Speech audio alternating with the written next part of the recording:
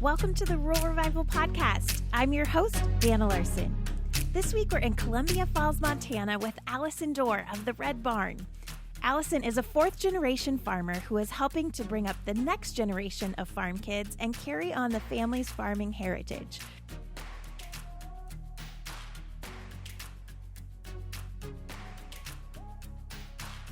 She and her husband Casey, along with their two girls, share their little slice of heaven through the Red Barn, a luxury loft vacation rental, and through their farm-grown peppermint oil, raw honey, and pastured all-natural pork.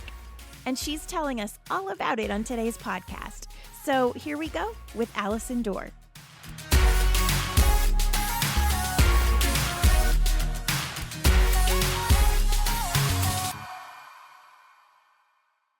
Well, we're here today in Columbia Falls, Montana with Alyson Dorr of the Red Barn. Alyson, thanks for being on the podcast. Oh, thank you so much for inviting me. This is exciting.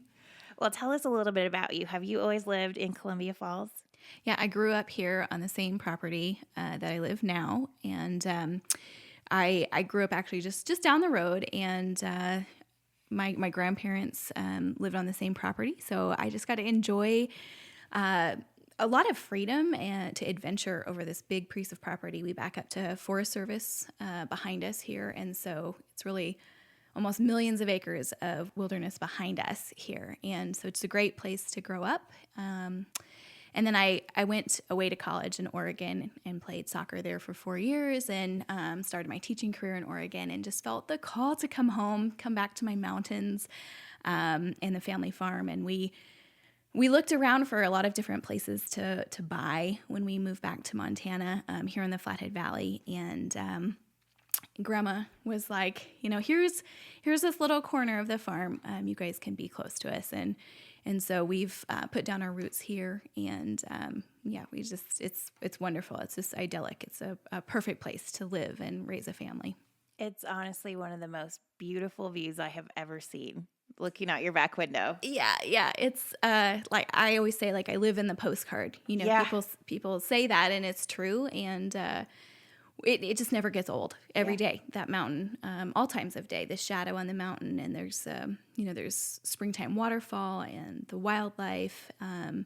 It really is the postcard. And people say, my sister and I were talking about this a few weeks ago, that especially now here in Montana, that in order to have this lifestyle and to live a farm life and to have those views, you have to be a millionaire or you have to be a really poor farmer, that struggling farmer. And, that's kind of, we are living the legacy of my grandparents' hard work. My grandmother is still alive. She's 91, and she is amazing. I mean, she's independent. She's of sound mind. I laugh because she'll say, I'm done doing this. Here's, my 35th birthday. She gave me her rolling pin and said, I'm done baking. I'm done baking pies. I've baked thousands. I'm done. I'm passing the baton, kind of thing to me. And then last Christmas she made 2.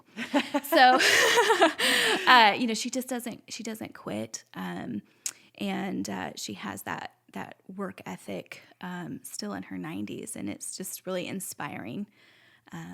So this is where we live, and it is really great. Yeah.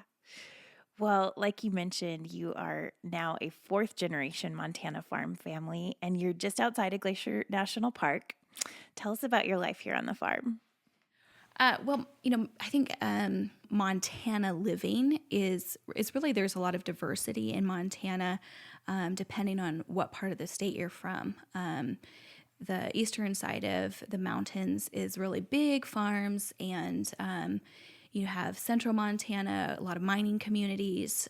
But northwest Montana, we are in the crown of the continent, these Rocky Mountains. And of course, Glacier National Park is phenomenal, and it's 15 minutes from my front door. And so just growing up in a place and living in a place where we have access to freshwater lakes that we can swim in, and the rivers, learning to raft. I mean, most of my friends, even now, we have like Kayak Mom Tuesdays, and we go kayaking. And a good friend of mine is She's a world-renowned fly fisher woman and fly fishing guide. And so we live this like outdoor life and experience, just part of being Montanans. And of course, millions of people come here in the summertime, especially to kind of capture a little bit of that. That's a bucket list kind of thing to be here in the Flathead Valley. And we get to experience it every day. Like I tell my kids all the time, they do appreciate where they live, but they don't quite understand that the things they get to do on a regular daily basis are things that other people maybe get to do once in a lifetime kind of things. And so that all comes because there's work that's involved. It's not easy to carve out a living in a place where there isn't industry. And a seasonal tourism kind of economy can be challenging in a lot of different ways, and especially then for farming. And so we rely in our household for outside income. My husband, he works remotely for a tech company. My brother he works as a mechanic for a local lumber mill. And, we have to work outside the farm. My grandpa had to do that. He moved here in the 1950s.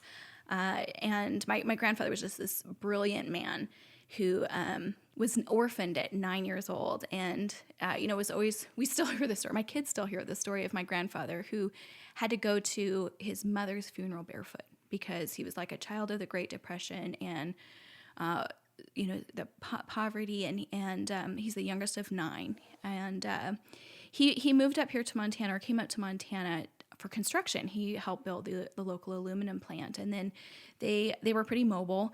And he had worked in Los Alamos building the test site for the atomic bomb, and then he built bridges in Oregon, and then just really had this kind of wanderlust to move to Montana. I mean, just put roots down here, and he loved the beauty of this place, kind of captivated him.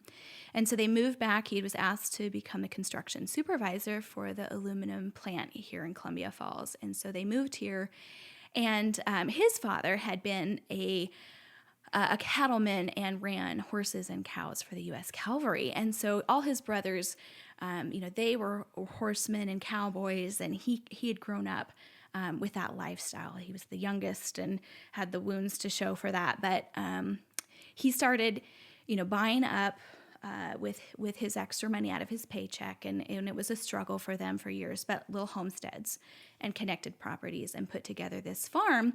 But he always worked outside the farm, and this was kind of this piece of property was intended to be their retirement. And then he got to retirement age, and my dad had taken kind of over the operations of the farm, and my brother and sister and I were here, and we spent every day with my grandparents. He had retired, and he just, I think, grew to love this place. Land has a way of doing that, of becoming a person of sorts. And now it is for us. I mean, my grandpa, he kind of lives on in this property, and his legacy is here. We talk about him all the time. My kids, we call them Poppyisms. They say the phrases that he did, and most of them are work related, like make yourself useful as well as ornamental, or you're as handy as a pocket on a shirt. I mean, that was a real compliment from my grandpa, because we'd pal around with him on the farm, feeding cows or weeding peppermint, digging potatoes, whatever crop that my dad had us going on at that time. But there was value put to work ethic. And that's kind of what I want for my kids, which is why we're here.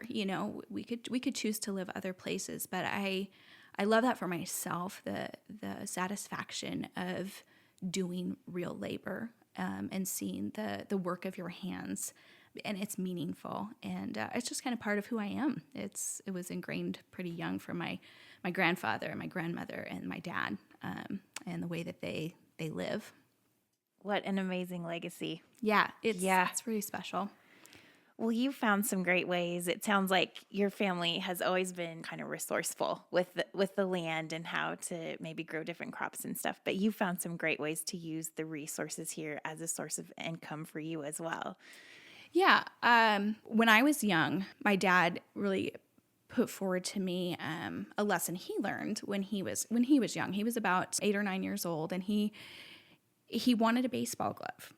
And my grandpa said, well, I want these sticks picked up. You want a baseball glove? I want these sticks picked up. And my dad was, well, okay. Well, so my grandpa said, if you pick up these sticks, I'll pay you X amount, 50 cents or something, and an hour, and you pick up all those sticks and you can buy your baseball glove. But I'll tell you, we don't have time to take you into town to play baseball with your friends. You're out here on the farm. So why don't you buy a BB gun or a fishing pole or something that you can use out here where you live? And, my dad was stubborn and, no, I want a baseball glove. And so he worked and he picked up those sticks and he got enough money. He bought a baseball glove.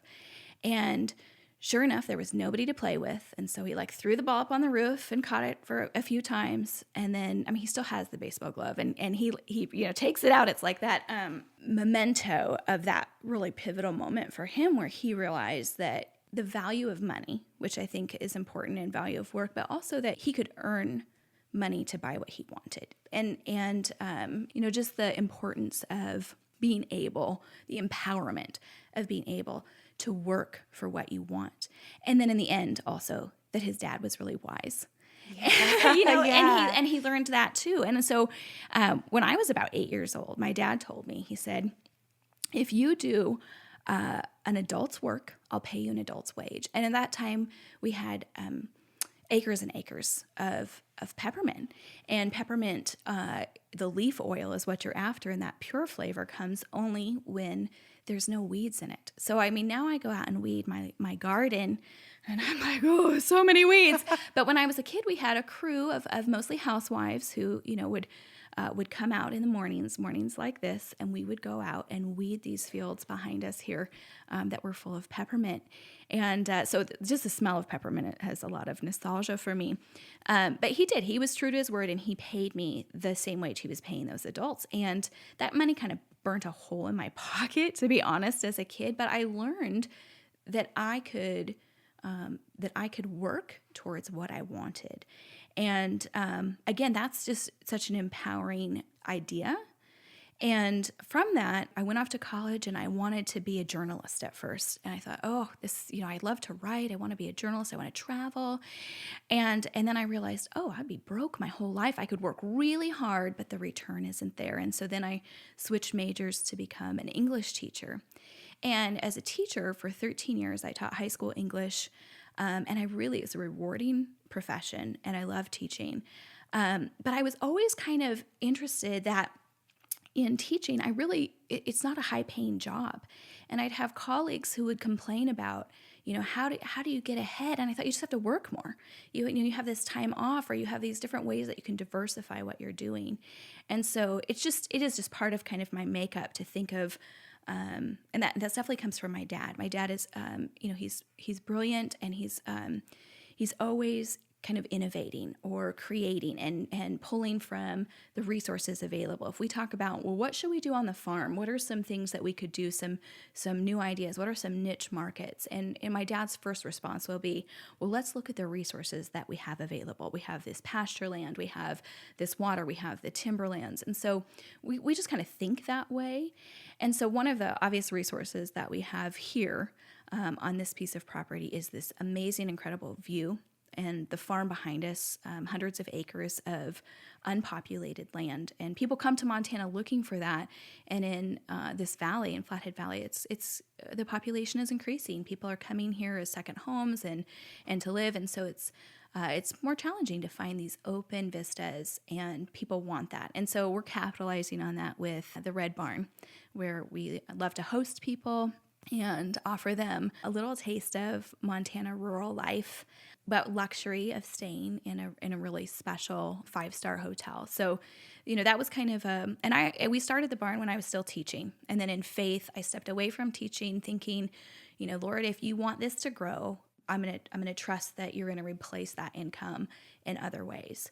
And God was faithful to do that with my husband's job and the work he was doing, being blessed, but then also a full calendar with the barn. And then other ways we've started to add value to some of the things that we grow here on the farm by bottling our own peppermint oil and selling it retail in a little shop space I have in Columbia Falls at the Shops at Station 8, which is a a great little store, a fun place to visit. And we also we have a community market in Columbia Falls on Thursday evenings, a farmer's market. So some of it is just timely, and that as I was moving out of one profession, doors were opening in other ways because there's an interest now in essential oils and peppermint oil that, 20 years ago wasn't there. That niche market wasn't there. It was, that oil was still being produced, but it was being sold as a commodity to your toothpaste companies and your peppermint gum and those kinds of things. And now there's an interest.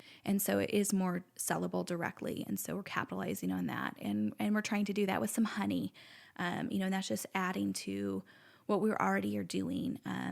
We're raising pastured pork, and so we're working on being able to sell that more direct market with our Berkshires. So, I'm always, my poor husband, my brain is always going with these ideas of, we could do this, so we could do that. We could do cut flowers. We could, we should get lavender oil or whatever. And some of those things come to fruition and others are just dreams. And my husband is learning to just hear me out and know that I just kind of need to speak them. But I definitely inherited that from my dad because, he's got a great new idea that could work every day. It's just a matter of implementation and resources. But yeah, we're excited about what could be coming in the future for us here on the farm as we kind of transition to maybe some more direct marketing, local market. That's great. Talk to us a little bit more about the barn and kind of the story behind that and how that all came to be. Yeah. We bought this corner of the farm for my grandma when we moved back here. And part of it is just, again, resourcefulness. We were looking for an inexpensive way to build a home. And I, kind of a couple of different things at the time, I had, as a teacher, I had earned a Fulbright Memorial Fund scholarship and went with 200 other American teachers to Japan for 3 weeks. And that kind of got me interested in travel. And so we had a homestay for a few days there, and I stayed in a rural part of Japan with a farm family. And there was some difficulties in that experience. Just it really stretched me. I mean, I was there by myself without my husband, with people I had just met, didn't know. But it was really a great experience. It was so much fun in the end, even though it really was challenging. So the next summer, Casey and I decided to travel to Italy. And we were very budget conscious. I think Rick Steves recommended, the least expensive places to stay. And that's kind of what we ended up with. But for a week of the stay, I really wanted to see Tuscany. I mean, I just am so drawn to other places, rural communities. I mean, there's a lot of architecture and history and art and all those things that are wonderful in the cities. But I like to kind of get out and meet the people like you do. I guess here you are. Yeah. Yeah. And we're kindred souls. Yes. And so we ended up using a company to find this little olive farm, basically in the middle of Tuscany, this little tiny stone cottage that we stayed there for a week. And we rented a car, which, I mean, we still laugh about some of the adventures of driving a car in Italy. And it was just wonderful. It was idyllic. They didn't speak any English, but we loved being in that place, and just we felt not Italian when we left, but we felt like we had really experienced what it was to live in this little community. It was a mile walk to the castle town where they had one restaurant, and the chef, he prepared one dish. It wasn't all of the choices. It was just this simple life that you thought, why don't we go back to that? That and aren't people looking for that kind of authentic experience when they travel somewhere? And so I was also in the summer times working for Glacier Raft Company in West Glacier. And from that experience, I knew the need for more lodging. And so it kind of dawned on me in this moment of inspiration that we should build something where people could come and experience Montana farm life and have more of an experience where they stay and not just a hotel room, that people were really looking for that. And of course, at that same time, there was really predates Vrbo and a lot of those platforms. And so we built the barn and we lived in it. And then we built our house, and we moved into the house and we rented the barn long term to a friend of our families. But we, in our mind, we built it as a place for people to vacation because we wanted to invite people into our world in the same way that we had been kind of invited into these other places. And we look for that when we travel. We do. We look for places that we can connect with real people who are in those places that we're going to. And I've just been able to do that enough times to make it where those are the moments that I remember most of a place that I visited. And so we rent on Glamping Hub and on VRBO, Airbnb, and then also through our own website, we book the Red Barn. And it's a 2-bedroom, 1 bathroom, about 1,000 square feet. And we have a deck that faces this mountain view. And our guests come from all over the world. And it's been so fun to stay connected with people that have come and stayed. And we have, of course, return guests that come year after year. And I love hosting. Like I found that is just really a part of, an important part of who I am. Even if I'm not, in the barn preparing meals, it's not a bed and breakfast. But I think about it as I'm cleaning or as I'm setting out a gift for them, as I'm decorating, that these people, like I am welcoming them into my home. And I want them to enjoy the comforts. So I make sure that the things that are in there are, a comfortable bed and luxurious sheets, and you need a robe. And I try and think through all the things that would make their stay seem just like they're pampered and important, and they really are our guests. And then it just brings me so much joy when then, they're thankful and they've had a great time, and the barn becomes part of their Glacier National Park experience. I mean, yes, they went to Avalanche Lake or they drove going to the Sun Road, but they also stayed at the barn, at the Red Barn, and we're part of then their story. And I really love that. And it comes full circle. A few years ago, Casey was on a trip to Paris for work, and I just had to go along, of course. Yeah. Yeah. I mean, right? I have to. Had to go along. And so we were there for a week. He was working, and during the day, I'm a pretty, thanks to farm life, like a confident person, or at least I can fake confidence. A lot of my friends think like, oh, you're so confident. I'll say, well, no, I just know how to like look confident even when I'm not. So I'm not totally afraid to be in a city by myself walking around. So I did. I had the whole city to myself really for the day. And then I'd meet up with Casey. So he didn't have to go to the Louvre. He didn't have to go to museums he wasn't interested in, but we could have the evenings together to walk around. And on Friday night, we were at the Eiffel Tower, and we were kind of doing the whole evening. It was, end of his work week, and that was with a Paris terror attack. And we were out walking in the same neighborhood. I actually had met him at the Louvre where the attack had started. And we were out till about 2 a.m. The police sirens, yes, we were right there staying by Notre Dame, which is where the police station was. And so then I find out like what's going on. And of course I start to kind of panic and I want to go home. Yeah. I want out of the city. And ironically, there was a woman who had stayed here in the barn with her mother 2 summers before, and we had a bad fire season, and they had come across country by car, and they got here and they just kind of were like, oh, we're tired of traveling. I mean, we drove through the park.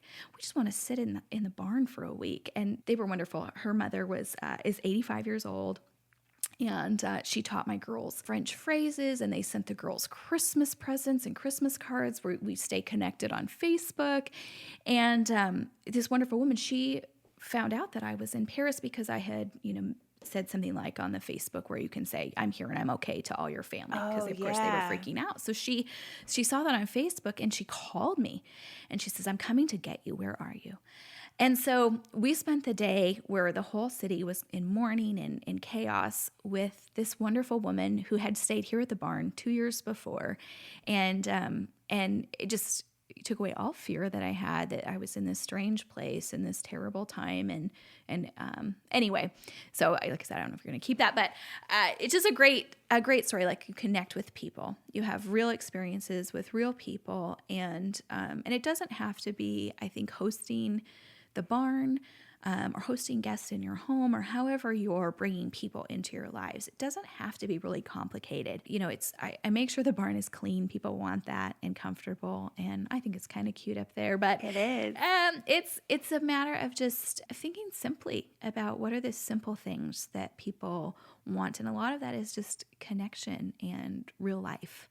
And so it was a couple weeks ago we had some guests here, and they were sitting up on the deck, and Casey was working his bees, and I moved the horse out of the round corral. She's a rescue horse, and she can't be on pasture, so we have her in a round corral. And I moved her out because the girls are working on their 4-H pigs, and so we were trying to get my 9-year-old used to, showing her pig in an arena. So we moved the horse out and tied her up, and then the girls walked their pigs, or tried to walk their pigs, into the round corral. Well, if you know anything about pigs, you let them out of their pen, and they truly go hog wild. Yeah. I mean, they just they're so excited, and their little tails. Pigs can run. Pigs can run. Yeah. And so, yes, I have this, it's not like beautifully manicured yard back here, but I have flowers and landscaping, and I have a big garden, and I have raspberry bushes. And those pigs are just running crazy back there. And here's my little girls, and it all worked out fine. The pigs got in the corral. They walked them around. We got them back. But those people, they just were like, that is the best free show we have ever had. Welcome to the farm. Welcome to the chaos sometimes. But I love being able to share that with people. So yeah, a real day in the life. Yeah, a real day in the life. Sometimes a little crazier than others. Yeah, right. Well, you kind of mentioned this before, but you also have a storefront in Columbia Falls. So what was the inspiration and idea behind doing that? So I'm in a store called the Shops at Station 8, and it is one of my favorite stores. And it's an antique store, home decor, and it just has this wonderful feeling. It's a curated collection of like little vignettes. It's a wonderful place, and I had shopped there, or really stopped there on my way home from work, as like a respite, a transition between working with teenagers and coming home to toddlers. I would stop there for just like a moment of reprieve before coming home. And when I quit teaching, I wasn't bored. There's more than enough things to do. But I have this friend, Amy. She is a real cheerleader, and she had a space there at Station 8, a little storefront selling antiques and vintage things. And she said, Alyson, I think you need to do this. I feel like you would be really great at this. And she just kept encouraging me. And she, in many ways, has encouraged me too. She's persistent. It has taken years. Alyson, you need a blog. And okay, I'll start a blog finally, 7 years later. But it was really encouraging, and it just came together. The owner of the shop contacted me, and I'm not somebody who really goes out seeking things. I have, there's more than enough work I can help with on the farm, and taking care of kids and helping out my grandma. There's a lot of books I love to read. I'm an English major. I could just sit around and read books all day. So I don't always go out looking for these things. But when they come to me, I really have to be evaluative and say okay, why is God bringing this situation or this person into my life? And try and, be critical and thinking about if this is something I want to do or not. And so, retail, it was something I was only familiar with as a consumer, and not really so much as a person in the business. But I decided to jump in, and I always, try and do some research about what that is. And the person who owned the shop, Colette, she was just so good at, again, being a coach for me. And she has a background in marketing for big corporations in California, and she has just this amazing personality, and so encouraging, but a great teacher. And so I'm really a lifelong learner. I just, whatever it is, whether it's okay, we're going to try and be beekeepers. Well, let's read everything there is about beekeeping and go visit these friends who have bees. Or so I kind of did the same thing, start visiting other shops and getting a sense of what was it that I was trying to do, and what did I want this shop to feel like. I do love that now when people come into this space at the store, and it's There was many vendors, different shops within. It's the old train station that used to be in Columbia Falls, and it got moved off the tracks when a president was going to come visit, and they were like, this is not up to par with presidential visit to Glacier National Park. So they moved this old building off the tracks and built a train station in Whitefish, and of course changed the local economy in doing that. So this building sat vacant for a long time and then was used as like a automotive repair shop, and then it was brought back to life about 10 years ago by Colette Gross. And so it's this great eclectic shop, but I want people to be able to walk into my space and have a sense that there is a certain feeling or vibe. It's farm for sure, although there's also a sense of travel in my space. But I try and curate. There's a collection of antiques that I bring in, or sometimes farm salvage off the farm, go to the junkyard, the farm junkyard kind of thing. And then also I try to do a lot of local products, including our own peppermint that we bottle, and our honey. My daughter also makes wonderful lip gloss with our essential oil, and so we sell that at the store. And I just want people to be able to go in and say, this is Alyson's space, and people do that, and they feel that, and they can take something that I'm putting together visually and bring it into their space and have a little bit of that simple farm feel good, because this is really, it's what it's about. Absolutely. You mentioned this a little bit too, but you also have a blog where you share about life on the farm and recipes and more. Yeah, like I said, my friend Amy has encouraged me for years to start a blog, and then I kind of heard it like 3 times in a row from 3 different people, and like, you need to do this, and you're a teacher, you can teach people. I think, in some ways I'm really late to the blogging world, and I don't really have like a desire to blog to become famous, or like, none of that is appealing to me. But I feel I felt compelled in the last year, especially, that I do have a story worth telling, that there's an audience of people who need to hear about what real farm life is like, what real rural life is like, what it is to raise your own food, and to understand maybe the people want to know where their food is coming from, and people are looking for authentic, and that if we don't start to tell that story ourselves, as people living a rural life, or as a farm kid, if I don't share my grandfather's stories or my grandmother's work ethic, if I don't talk about the genius of my dad, and the hard work and how little he has to show for it, that somebody else will. And it's those stories that kind of pollute food culture and the media in the United States.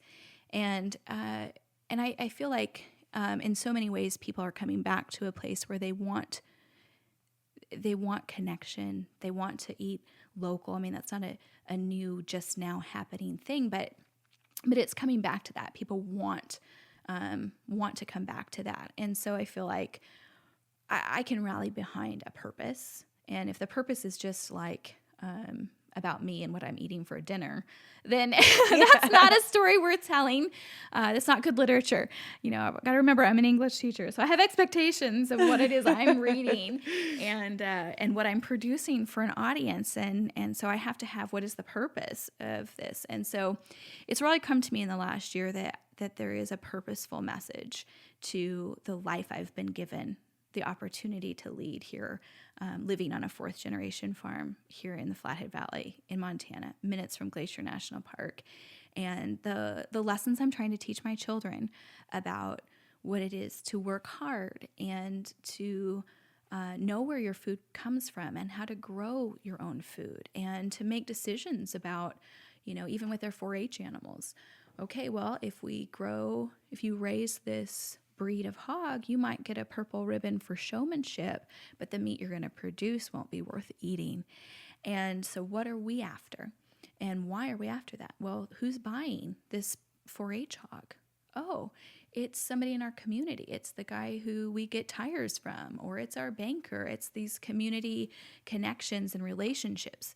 So is the purple ribbon worth more to you than the value of that relationship from this person who's purchasing this product from you? Don't you want to grow the best thing you can for that person? Because they're real people and we're all interconnected in this community. And so having an opportunity to share that not only with my children, but maybe perhaps with a little bit larger audience of people, I think there is a message there that's important. As a teacher, an English teacher, I'd oftentimes give my students a prompt, a quote to write to in their journals. And one of, there's so many good things out there, but one of them that's, the classic teacher quote is, be the change you want to see in the world. And I totally believe that. There's truth to that you have to, live out the things that you want to see happen for good in the world. But I've really come to realize that it has to start at home. And it has to start with my children and the way that I live. And that takes time. It's not something that just happens when you give it 10 minutes in between, dinner and bedtime, that you really have to have patience and you have to give things time. And that's true of farming. I mean, if you go out and buy acreage, I have, friends who have done this, that go out and they're going to buy 20 acres and they're going to farm it. And if there hasn't been good practices, land management and stewardship practices on that land for the 100 years prior to that, like you're not going to just plant things and have them pop up. And it takes work and it takes stewardship, and it's a long game. Farming is a long game because you have to invest in year after year the little pieces. And it's that way with people too, and with society and culture and communities. It takes time and perseverance and patience, and it can't happen, I guess, just because you wish it to or because you're focused on yourself. You have to be willing to connect outside of yourself and understand how you connect to other people in your community and perhaps a larger community. So all that coming back to the blog, yes, I started a blog, and I am excited to share and motivated to share stories of our family and what we're doing here, our heritage and the legacy, the lessons I've learned from the farm and from my grandparents and my father and recipes. I'm not a chef. I'm not somebody who went to school for that. I don't have a restaurant, but I am a lifelong learner. I think that's such an important thing. And my second daughter, Evelyn, is gluten intolerant, and we had a lot of issues with her when she was little. And gluten-free is the same kind of thing. You've got to slow life down when you can't just pick up the dinosaur chicken nuggets and throw them in the oven. Like, you have to have time to make real food. And so I had to slow my life down. It wasn't that I disliked my career or teaching. It was rewarding, but something had to give in order to be able to give to the things that really matter. And that's eating healthy, good food. And so gluten-free cooking is really a challenge. My mom is so cute. She made cookies that were gluten-free cookies, and this last weekend, and she's like, the texture's not really there, but I made some. And I remember being in that place, by necessity, having to go to gluten-free and then just throwing things in the garbage because it was inedible. And one of my favorite stories to tell, my poor mom, it was Evie's 3rd birthday, and I was trying to make a gluten-free cake that I could just serve to everyone because I was so tired of having to make 2 meals every time we hosted. And we have about 25 family members that live within a 3-mile radius. Wow. Yeah. So, we are always hosting. I mean, I love hosting. My husband is great on the barbecue. So we always are having people over. It's just lots of people, a lot of the time. So I was just trying to figure out, at first, how to create one birthday cake that everybody could eat. And so I was, every recipe I could find, we ate a lot of cake. And I thought I had come to one that I thought, okay, I think everybody would like this. And my mom was over, and I was like, Mom, try this. And she is just the most gracious, sweetest person. She's not somebody who is critical of others. And she just wrinkled up her nose and was like, Alyson, you cannot feed that to people. You cannot feed that to people. And I just cried. I mean, all this work and effort. And really what it came down to for me, and it has taken years, but it's learning. And then but it's also kind of going back to simple.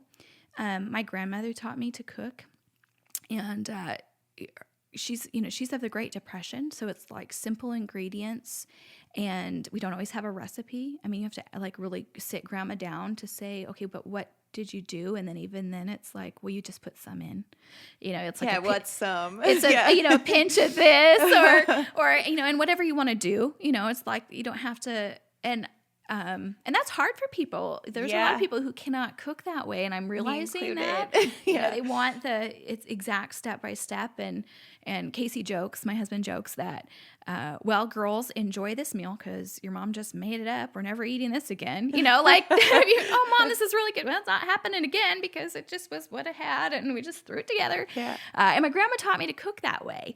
And so coming back to that, instead of trying to, just read through these cookbooks and all these ingredients that I didn't even know what they were, or how to pronounce them, and then it was, garbage anyway in the end. And so there are a couple of really great gluten-free cookbooks that I go to, but a lot of times it is just taking a basic recipe and trying to modify it to be gluten-free.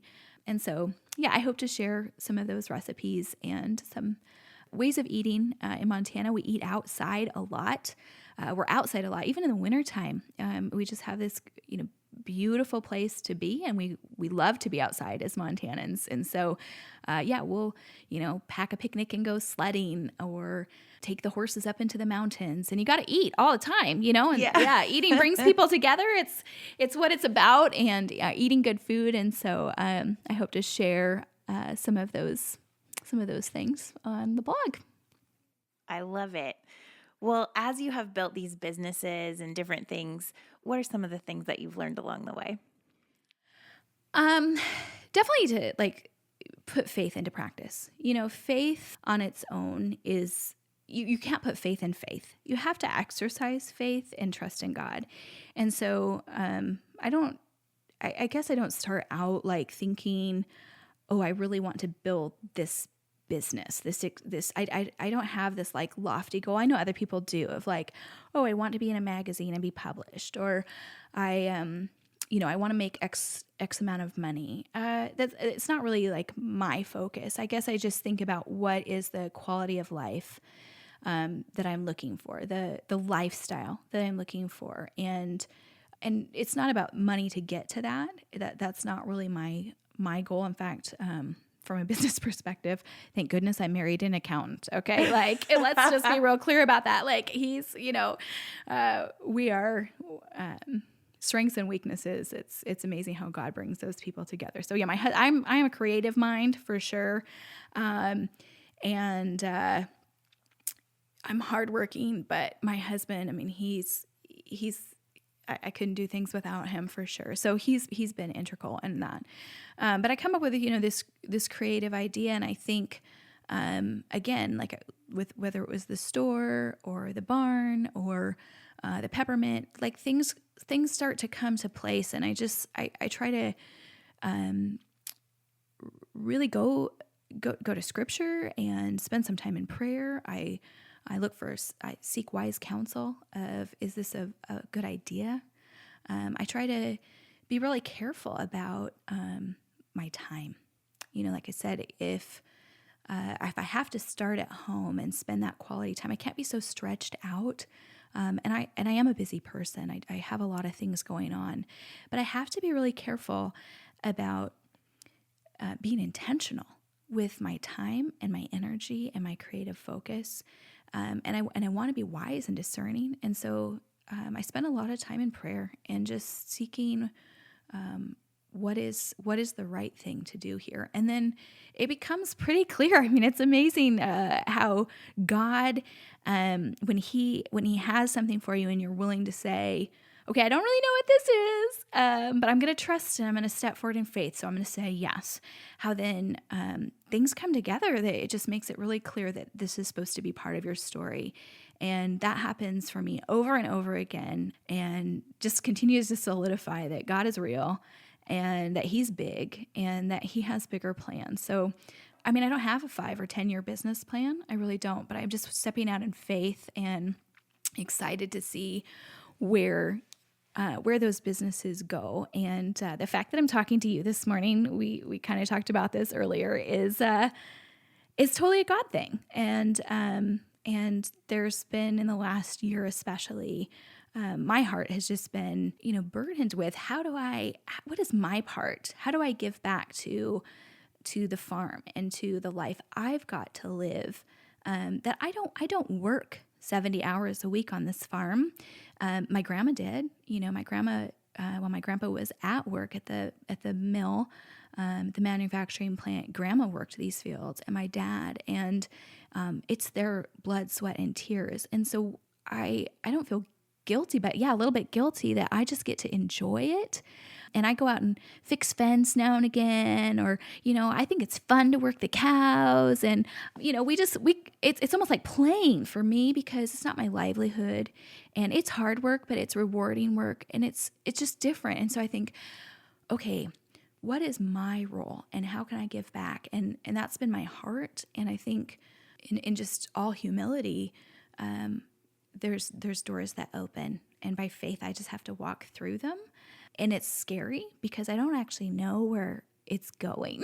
Right. Yeah. But I think that's, that's a risk of business. Yeah. It's calculated risk. And there's social, emotional risk for me. There's time. But I'm trying to be conscientious. I'm certainly trying to include my kids, like the peppermint oil. It's Elena's business with my dad, and we're working on branding it and doing all the work to be able to direct market it. But we're also at the same time using that as a way to teach her about being an entrepreneur and all of the different things. I'm taking the 5 Marys small business course. I love her. And Mary Heffernan and Elena, my 11-year-old, she's taking that course along with me, reading the books. And although she mostly just likes the pictures and wishes that she had cute boots, but no, she's doing really great. And so what an opportunity to teach her about being an entrepreneur and about, again, raising, growing a product and being proud of that and being able to communicate what she's done and what my grandpa has done and my dad has done here on the farm to an audience of people. And so that's exciting. I love it, this legacy that you're building, and you're being intentional about carrying on through your kids too. Yeah, that's a little bit of our branding comes from that idea. Farm Kid and Company, Farm Kid and Co. Is really, my siblings and I sat down and talked about, for this next generation, how do we kind of keep this going for our kids? My niece is just 2. She's the youngest. My oldest is going to be 12 in December. And we have, these kids, my brother's kids, my sister's little girl, my 2 girls. And, we talk about the stories of our childhood. I really grew up like Little House on the Prairie in the wrong era. I mean, my dad was a farmer, full-time farmer. My mom was a stay-at-home mom. I wore, little cotton dresses I tucked into my overalls, and just this idyllic, wonderful childhood.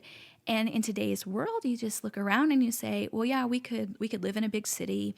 We could live on the lake. We could do different things, but could we teach our kids these invaluable lessons of hard work and growing your own, and even the hard parts of farming, where, if you have livestock, you have dead stock. Like we know that, and that's a hard lesson, but it's so important. It's important to know that when you're eating, this bacon in the morning, that was a life that was given for you. And so we're thankful, really, truly thankful for the food that we eat, that the bread that we're eating, it took somebody's sweat and tears and heartache to grow that. And that, when there's a fire or a flood, that you can imagine the real people that are dealing with that difficulty, because we deal with that difficulty. And when my girls go to bed at night, they're praying for rain and for the weather, and they're thinking about those little critters that whether they're going to live or not. And so there's just so many important lessons, I think, to be taught to our kids. And there's just not easy ways to teach them, but responsibility, personal responsibility, that's huge. And there's just, it's difficult outside of a rural life to offer your kids these opportunities. And so I want to preserve that. I want that to be, I would love that when I'm 91, like my grandma, that my great grandkids are coming over and I'm teaching them how to make apple pie, my grandma's apple pie. And I love that. I love that my kids do that they ride their bikes over to my grandma's house, and that, they play go fish with her in the afternoon, and they know how to make grandma's mac and cheese, and, they cook with her, and they garden with her. All of that is so important, and that is the legacy I hope to just keep going, that heritage, land stewardship, that importance of if what we put into the ground matters, not for just this year, but for the next and for next. So yeah, that's an important part of the ideas behind Farm Kid & Co., our brand. It's perfect. Yeah, that's so exciting. Well, talk to us a little bit about Columbia Falls. What is it that you love about this town? Well, I'm born and raised Columbia Falls, and it is a small town right outside Glacier National Park. It's on the Flathead River, which is a beautiful, scenic and wild designated river. Columbia Falls is really kind of having a renaissance right now, which I am so excited about. I graduated from Columbia Falls High School and then taught there for 13 years. And so being a teacher, you kind of know everybody. And of course, I taught with people that were my teachers, and it's a small community and really champions one another. It's still a kind of town where my kids can ride their bikes around or walk from the library to the city pool. People look out for each other's kids.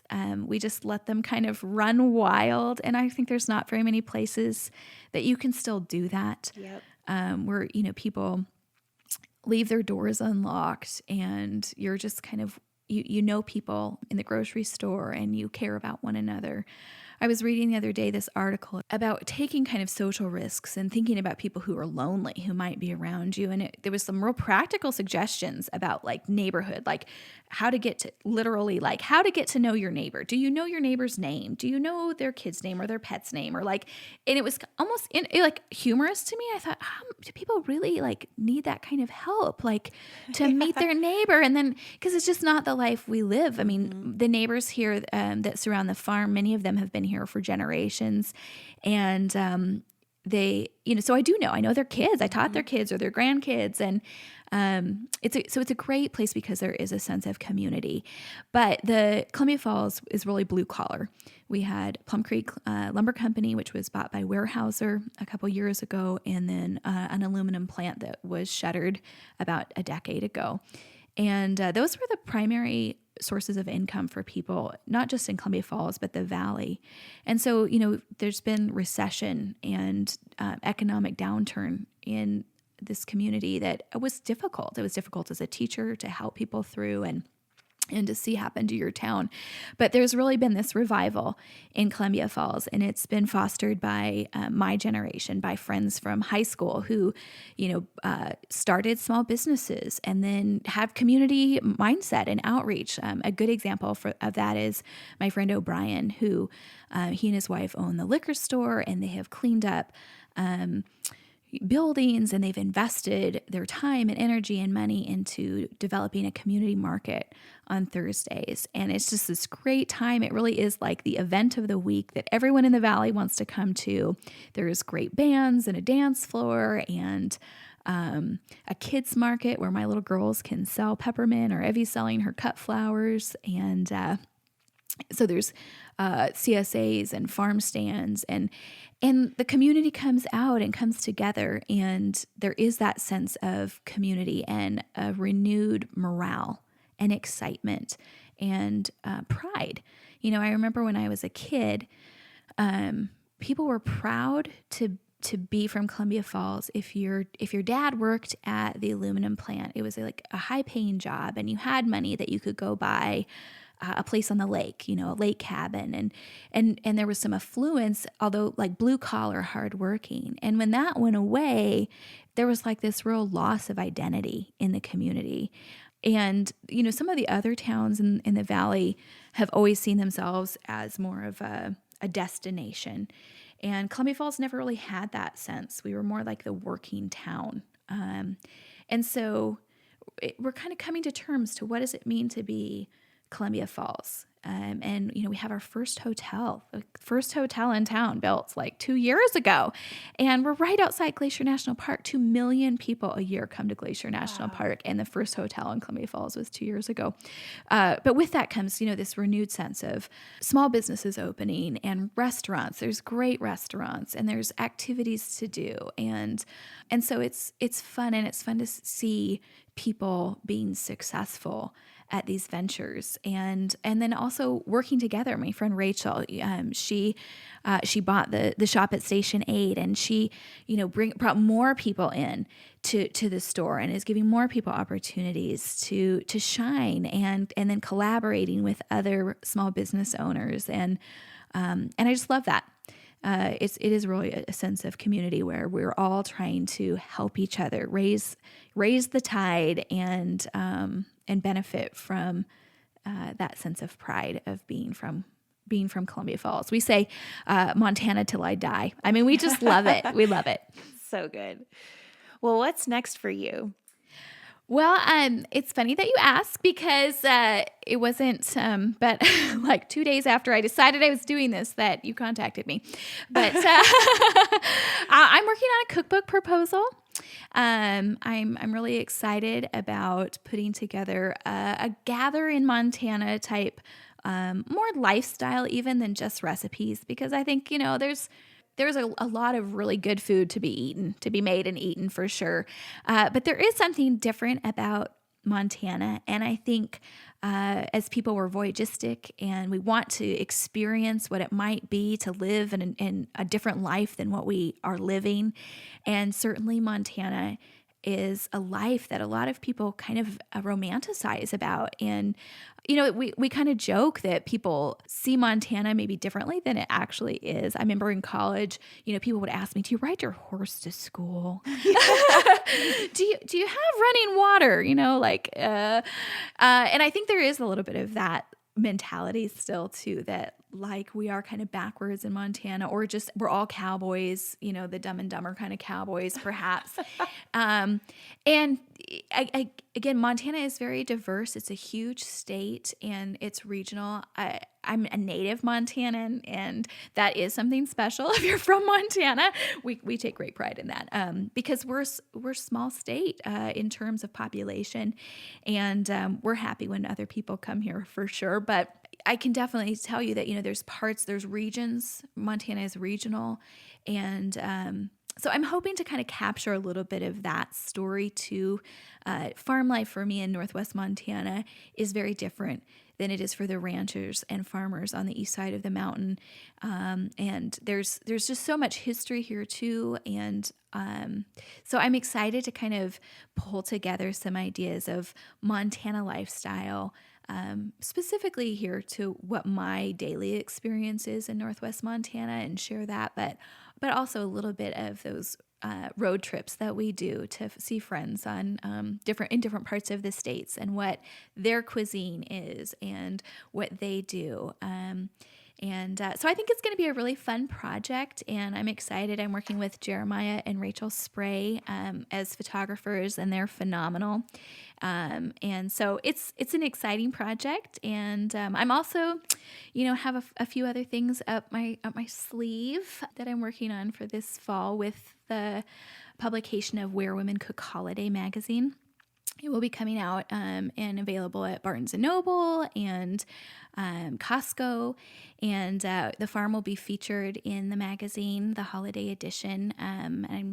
It was such a fun treat to work with Celeste Shaw, and in the Where Women Cook magazine. So I will have some really fun recipes in there and some great uses for peppermint essential oil, which we're going to be selling on our website. It's farm grown and 100% food grade oil. And you could use a different kind of a different brand of essential oil, but Flathead Valley peppermint is world renowned in flavor. And so it's just a real treat to be able to make, especially those holiday recipes, your hot chocolate with peppermint or your coffee. And so there's some really fun recipes. And that was a really fun just wonderful experience to be able to be part of Where Women Cook, the holiday magazine. So that should be coming out in November, and leading up to that, there'll be some really fun things. So I hope everybody will kind of follow along either on Instagram or follow my blog and keep up with all of those things as they're released, and some exciting new launches with that. That is so exciting. We can't wait. I can't wait to follow along. So thanks. We'll be sure to link to all of that in the show notes so that everybody knows how to follow you and to find you, and if they want to order stuff online. Perfect. That way. Yeah, perfect. I'm hoping to put together like a smaller cookbook, kind of a preview too. So we'll see. It's like time management, right? Right. Yeah. But big things ahead. Yes. Very yes. Cool. Yeah. Well, thank you so much, Alyson, for being on the podcast. This has been great. Oh, thank you, Dana. I just appreciate so much you reaching out, and this has been an unexpected blessing, and we're just so thankful you made it here, and I hope you enjoy Montana while you're here. It's been so fun. Yeah, great. Well, I love the amazing legacy that Alyson and her family get to carry on and what they're doing to preserve that. I also really appreciate her take on 4-H livestock and land stewardship. As she mentioned, Alyson is being featured in the Where Women Cook Holiday magazine, which will be on newsstands October 1st. Be sure to go grab a copy and check out the links below for more information. We'll also be featuring stories of rural revival in Columbia Falls on the blog this week, so head to ruralrevival.co to follow along. Thanks to Alyson for being on the podcast, and thanks to you for tuning in. We'll be back next week. Have a great day, everybody.